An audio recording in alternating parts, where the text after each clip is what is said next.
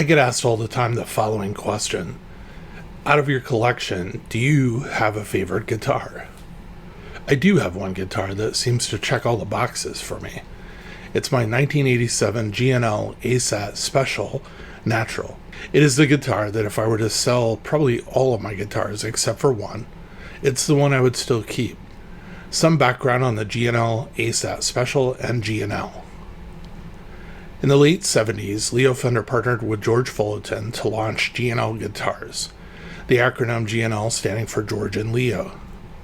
In 1985, Leo released another version of the Telecaster named, are you ready for it? The Broadcaster. Twice in 30 plus years, Leo Fender released a single cutaway solid body guitar called the Broadcaster, and twice, Grush, who held the rights to this name, took legal action stopping him from using the name. I've always kind of asked myself questions regarding this. Did he forget?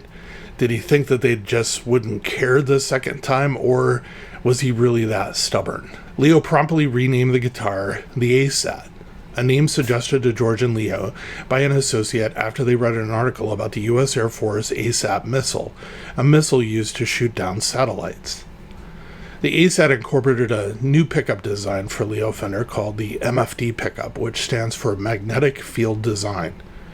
They are ceramic, magnet-based pickup that uses soft iron pole pieces. Each of the poles is adjustable in height.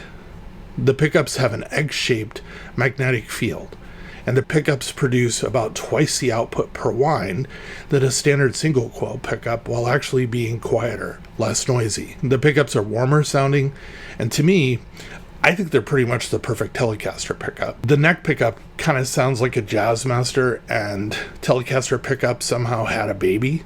Leo stuck with his design in the guitar like bullet truss rods and 3-bolt necks, albeit improved versions. He felt the bullet truss rod was thicker and wider and provided for increased stability with the neck. He also felt that the 3-bolt design gave more granular alignment of the neck angle and better contact between the neck and the body of the guitar. Leo also added a newly designed bridge to the guitar called the Saddle Lock Bridge. The bridge design is based upon a lot of the traditional elements of the original Telecaster's bridge. It has a steel box, but it's much heavier and more robust than the original design. Robust is a word I will use multiple times describing elements of this bridge because, quite honestly, it's the best word to use.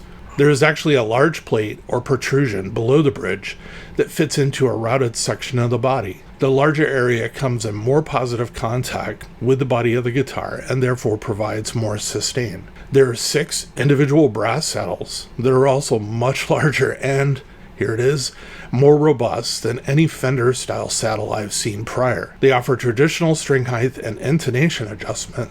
Once you have the string height and intonation set, there's a set of locking screws on both sides of the bridge that lock the saddles in place.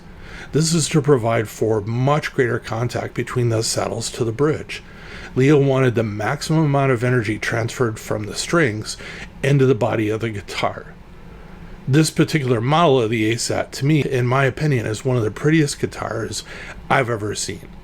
The wood selections that G&L used for the bodies seems to be pretty consistent.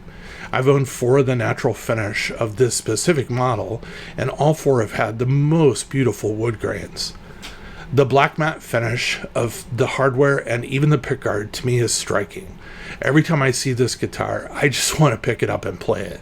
My main model that I'm using in this video is in mint condition, and I even have all of the original paperwork, including the receipt showing the guitar was purchased new by the original owner in 1987 for $500. My guitar weighs 7 pounds and 12 ounces, or 3.535 kilos. Being made in 1987 makes this guitar 38 years old.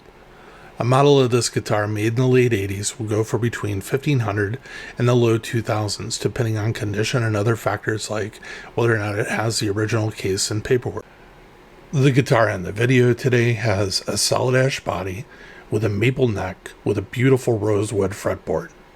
The C-shaped neck has 22 medium jumbo frets, a 7¼ inch radius, and a 25½ inch scale length. This model came in other neck radius profiles as well.